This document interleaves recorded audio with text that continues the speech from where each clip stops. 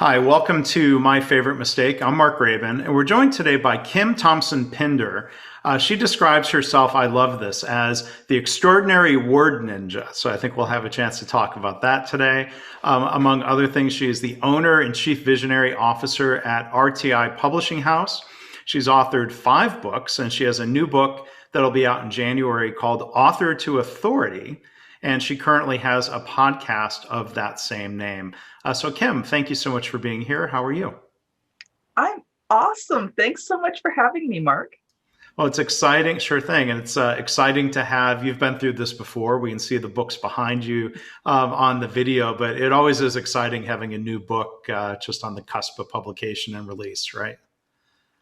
It's been a labor of love for a few years. It's like the shoemaker whose children go without shoes. I've been working on so many other people's books that I didn't have time to work on my own. But this is the year and going into 2021 for my book to come out. Well, great. So we'll talk about that and other things you're doing a little bit more. But first off, Kim, what would you say is your favorite mistake? It really came down to not knowing who I wanted to work with. Hmm. I kind of fell into a publishing company.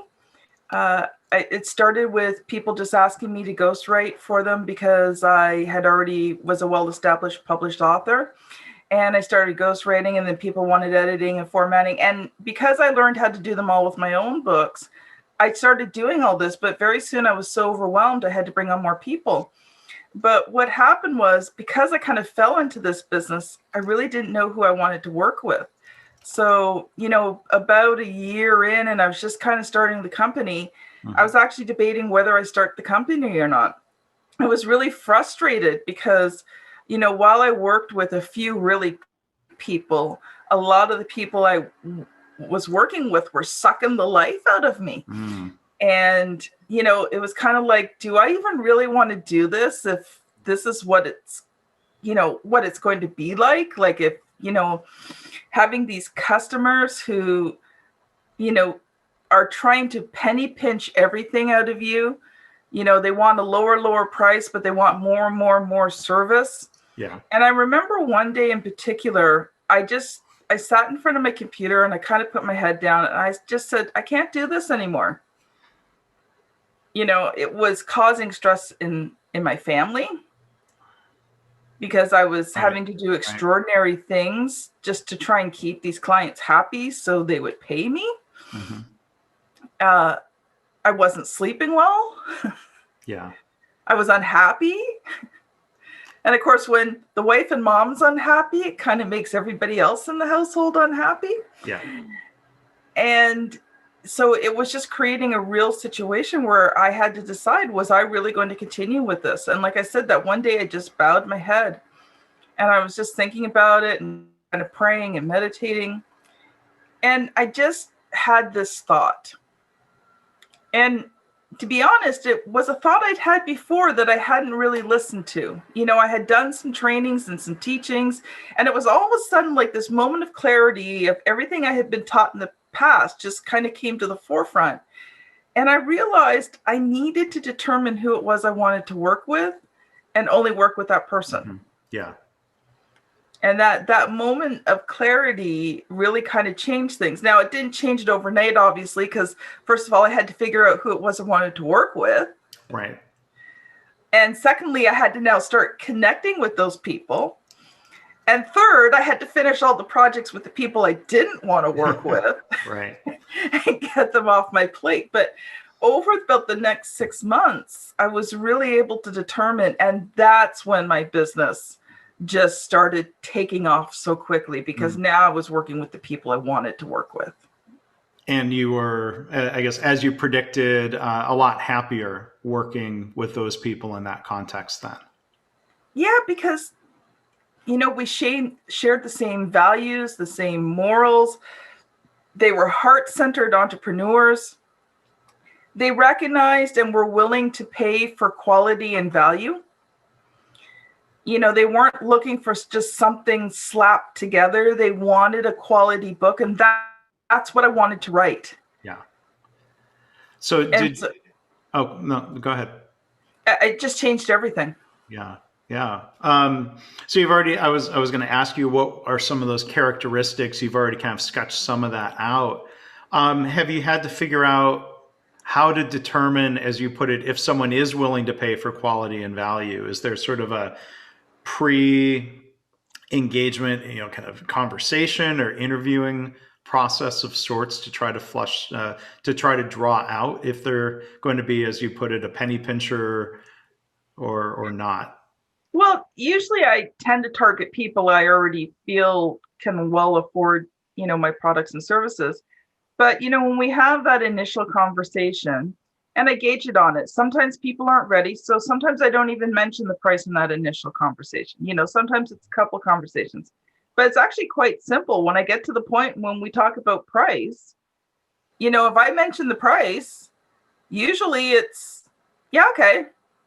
Can we divide it into a payment plan? Mm-hmm. Sure. Right. If there's a lot of quawking or, a lot of hesitation on the price, Mm-hmm. then that kind of gives me an indication, okay, maybe this is not something that they can afford. And, I've learned to ask good questions Okay. to determine it. And sometimes it might just be they can afford it, but maybe they need a longer payment plan so the monthly payments are shorter. Right? If they really bulk at it, then I'm kind of like, okay, maybe I'm not the right person for you. But I have some courses that I've been developing for people who really can't afford my products and services, but still want to write their own books. So I have courses that teach them how to do it themselves. At a lower price. And yeah, that's great. Yeah. Yeah. Yeah. So, thinking back to, you started the publishing house, and, and anybody who, as they say, hangs out their shingle or opens a business, it's a blessing and a curse to say, okay, wow, good, I'm getting a lot of business. I think knowing people from different consulting firms, there's often discussion around, you want to be so busy so that you can afford to choose the right kind of clients who are a good fit. Sometimes people get pressured into taking anybody who will sign a contract because obviously, the need for income, the need to keep employees busy, and so I mean, it sounds like you kind of came around to say, well, it's not enough just to be busy. You've got to find, I guess, other levels of fulfillment as you learn through this process of, if you will, choosing the right clients. Mhm. Well, here's the thing. If I'm going to be unhappy, I'd rather just get a job with a steady paycheck and not have to work the crazy hours. Yeah, good point. Yeah. Right. So I want to become one of the reasons I became an entrepreneur was for the freedom of it. Mm-hmm. Recognizing that, probably for 5 to 7 years, I'm going to have to invest a lot of time, a lot of energy, put a lot of things in, get the momentum going, develop systems, bring on all the right people in that. But there comes a point when you've developed that business that in some ways you can step away from it because it's not totally reliant on you. And that was my goal, was to build that business. So if I'm unhappy for 5 to 7 years, it's just not worth it. Sure. So thinking about like the types of work that you do, and this upcoming book, Author to Authority, from looking at your website and materials, it seems like you make the case that if somebody is a professional, whether they're independent or maybe a larger consulting group, that a book is, I mean, is it going far enough? Is it going too far to say it's necessary, or is it just a huge advantage in terms of establishing yourself as somebody that people are going to want to do business with? It's not necessary. Okay. But like you said, it's that huge advantage. To become that authority, you've got to build in so many areas at once. You have to understand marketing and branding. You have to understand sales. You have to have amazing communication skills. You've got to build that network of people. You've got to have that social media presence. And then, finally, as you start to grow, you've got to find bigger ways to promote yourself, right? So you've got to work in all those 6 areas to really become that authority. But when you become an author, and you have what I call a signature book. So it's not even just about becoming an author. It's about having that book that really defines you and your business. Mm. And it's a book that's so much value that people just want to work with you because the book has changed their life. Mm-hmm. It allows you to do all 6 of those things. Mm-hmm. Faster, stronger, better. It takes your learning curve down. And, instead of maybe 5 to 7 years, you might be able to do it in 2.5 to 5 years. Mm-hmm. Yeah. So are there, since we talk here, of course, about mistakes in the podcast, are there mistakes that you see, common mistakes that a prospective author makes when they're even in the early stages of thinking about writing a book that might help establish, that might be their signature book, as you call it? Well, actually, it was the same mistake I made. Most of the people, when they approach me, they want to write a book to everybody. Mm. And if you want your book to be effective and that marketing tool that builds your business, it needs to be targeted. So, I talk about in the marketing segment of becoming an authority, the 3 core questions. So who do you serve? How do you serve them? And who are you in relationship to those first 2? So, who is it that you want to serve, right? Like, who is that target market? How do you want to serve them?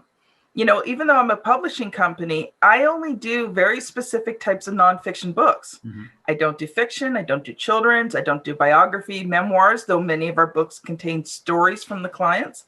But I don't specifically do those types of books. I do, the types of books like Tony Robbins and Jim Rohn and Zig Ziglar and, Brian Tracy, all of those type of people, those types of books. And that's all that I do. So, I figured out, how do I serve them? So I serve them in a very specific way. And then who am I in relationship to that? So you talked about me being the extraordinary word ninja. And that is the business persona of Kim Thompson-Pinder. That is who I am to my clients and to the people that I serve. Right now, is that all that I am? No, I've been married. I'll be married 30 years in February to the same man. Congratulations. I've got 2 adult children. I am Nana to the sweetest and cutest grandbaby ever. Yeah.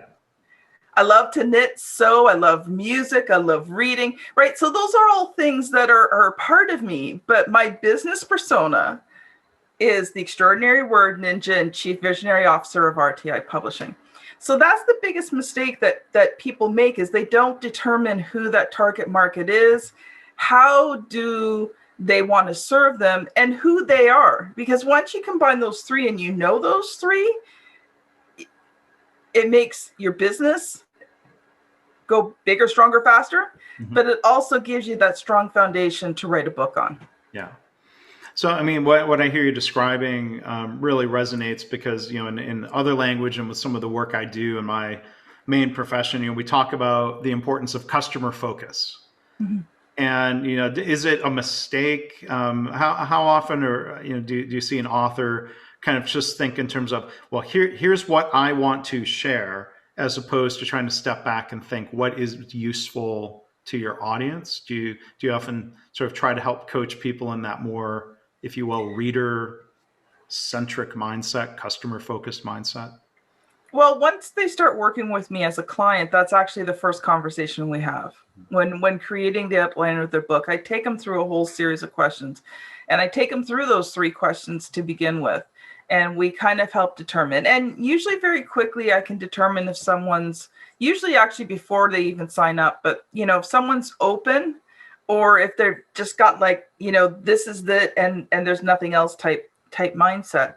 And I don't tend to work with those people because many times they really don't understand who their target market is, and they want to write this book to everyone. Mm. And if they can't understand that they have to target down for it to be effective, then that's going to be a huge problem. And it's funny, one of the things that happens, we hit about the middle of the book. So, we've ghostwritten up to about chapter 5. And it's a very collaborative process because we really capture their voice strongly. It's about creating their signature book that sounds like them, so much so that nobody realizes it's been ghostwritten. Right. And usually around chapter 5, we have this discussion. And all of a sudden, they want to start adding all this stuff to the book. And it's like, nope, that's book 2. Yeah. Yeah. That's book 2, right? Because all of a sudden, it's like, oh, they've got all this stuff and they've been writing. And it's kind of like, no, we still have to keep this book focused, right?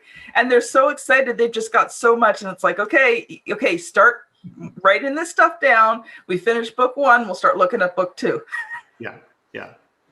So the role of an editor and a coach is really important for helping keep an author on track, it seems. Well, particularly the women in your audience will understand. In many cases, it's taking about 9 months to a year to produce a book. So it's kind of like being pregnant and giving birth to this child, right?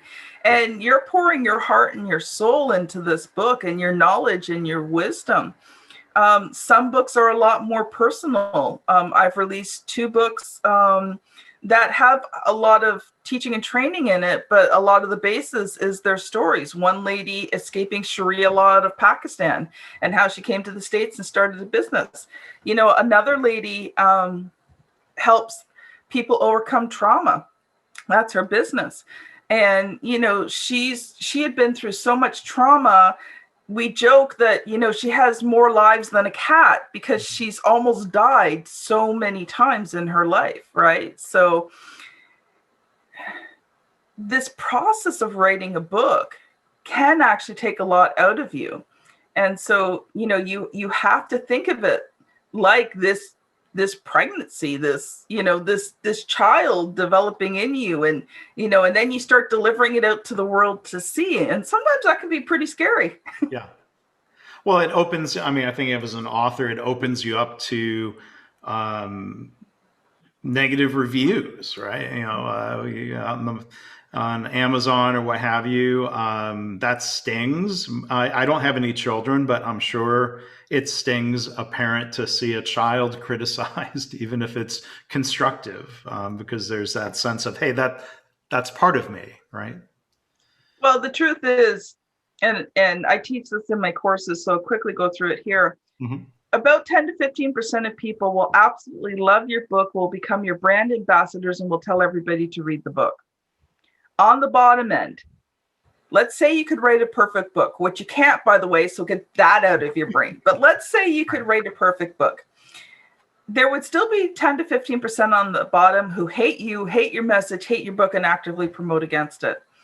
So I just tell my clients, forget that bottom 10 to 15%. It's going to happen. You're going to get some of those negative reviews. But to be honest, that top 10, 15%, that's who you write the book for. They're going to look at those reviews and wildly defend you. Right? Because they're like, this person doesn't understand. They have no clue what they're talking about. How dare they say that? Right? So you're going to get it. Just accept it. Ignore it. Leave it alone, right? It's not worth even fighting about because you can't change their mind anyway. And just focus on that 10 to 15% that book is going to change their life. Yeah. And I think of, my most recent book, which is called Measures of Success. I've gotten to know some of those top 10 or 15% really strong advocates of the book, and they've shared their stories about how the book has helped them and their business, and that far outweighs, I don't have it memorized, but 1-star review that said something to the effect of, I didn't learn anything from this book and I threw it right into the garbage, which I'm like, wait a minute, that seemed like somebody who had a different agenda, because if I bought a book and hated it so much, I might send it back for a refund. Well, you got to understand too that, when you start becoming known, other people in your field get jealous. Mm-hmm. And I have heard a lot of stories of people who have bought books with the intention of leaving horrible 1-star reviews because they do the same thing and they want to tear you down. And that can happen. I've written books on many different business topics, and I remember one-star review, and I just got to be careful because of the business I was in at the time. I can't really say a lot because of trademark and copyright and all that. Sure. But it was a specific business topic that was clearly spelled out in the title of the book. So the theme of the book, like the title was not cryptic. It was a very keyword-filled book, so very specific. And I remember I got one-star review that said, well, I didn't know this book was going to be about. It's right in the title. Right. Yeah, right. So, yeah, it happens. You can't let it emotionally affect you. Yeah. That's definitely good advice. So, so one other question before I ask about the upcoming book. So back to your phrase, the extraordinary word ninja. Like what was the moment? Like what was the epiphany or the moment where that phrase popped into your head and you ran with it? I can't really remember exactly when that happened, but I just knew I needed to differentiate myself. Mm-hmm. Within a 2 to 3 hour geographical area of where I lived, and up to this year, I spent a lot of time going to conferences and networking meetings and a lot of things like that locally. There were a couple of big people who, well, they don't do it as well as I do, but they did what I did, and they were more well known than I was, so they got a lot more business. And I knew I needed to differentiate myself. Mm-hmm. So I started actually working on the title. And I tried all sorts of different things, and, I tried them out with people, and they didn't resonate. They didn't resonate with me. And I remember one day someone used the word ninja. Mm-hmm. I'm like, ooh, I like ninjas. Yeah. Right. And then it was like, ooh, I'm a word ninja. And then, of course, you have to up it a little bit. So not only am I the word ninja, but I'm the extraordinary word ninja. And I can own it because I've written over 150 books. Yeah. Between myself and my clients. So I can say that I'm the extraordinary word ninja. Yeah. Sometimes I can write thousands of words in a day. So, if you're going to give yourself a title, make sure it's one that you can own with confidence. And it seems to resonate, or you talk about, that phrase, ghost writing, and people don't know the ghost is there. I guess a ninja operates in the shadows just the same. Hey, I never thought about that. That's really good. I'll have to write that down. Okay. Well, good. So Kim Thompson-Pinder, the extraordinary word ninja, that's fun to say as well. She has a podcast, Author to Authority, upcoming book. It's going to be out real soon after the release of this episode. You can find that all at authortoauthority.com. And Kim, maybe final question. I know you've got this well defined when you were talking earlier about an author thinking of your book. Who is it for? Who does it serve? How would you articulate that for your book, Author to Authority? So if you are an entrepreneur, if you're a small business owner, and not so much brick and mortar, but there are elements of that you can apply to a brick and mortar business, but more someone who's more like a service provider would be a very good type of entrepreneur for this book. Professionals at all levels, coaches, speakers, mm-hmm. They would really benefit from the book. And by focusing in on those 6 areas, so the beginning of the book lays the foundation. And then, the last half of the book is, now you've laid this foundation, you've got things going. How do you just ramp it up? How do you take it to the next level? And so one of the concepts we talk about is one-to-one and one-to-many. Most times when you're beginning to build your business, the best way is one-to-one. First of all, it doesn't cost you a lot of money. You don't need a website. You don't need all this fancy stuff. You just need to know, answer those 3 core marketing questions, have a product that meets that need, and learn how to sell it through conversations.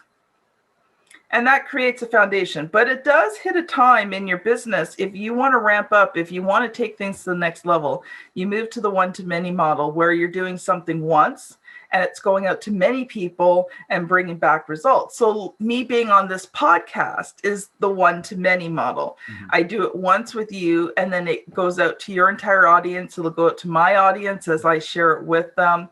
And it increases my authority.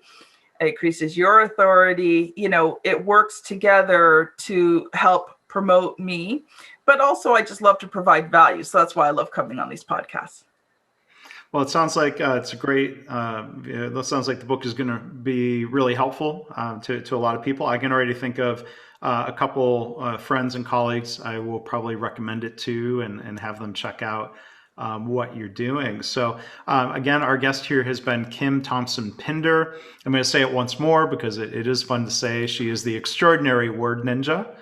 We'll let that sink into your head. See, with repetition, that helps reinforce that. And again, her website is, well, you can find authortoauthority.com, and then RTI Publishing House. The website for that, Kim, is RTIPublishingHouse.com. But Author to Authority is the best website because that really, you know, if you're looking to increase your business, that's the website that you're going to go to. That's where you're going to find blog posts and podcasts and all that kind of stuff. Okay, very good. And please do check out her podcast, also titled Author to Authority. So Kim, it's been a pleasure meeting you, and thank you for sharing great thoughts and adding value here as an extraordinary guest. Well, thank you for having me on, Mark. I've really enjoyed this conversation. You were a wonderful host, and you asked great questions. Well, thank you. Thank you. And thanks again for being a guest.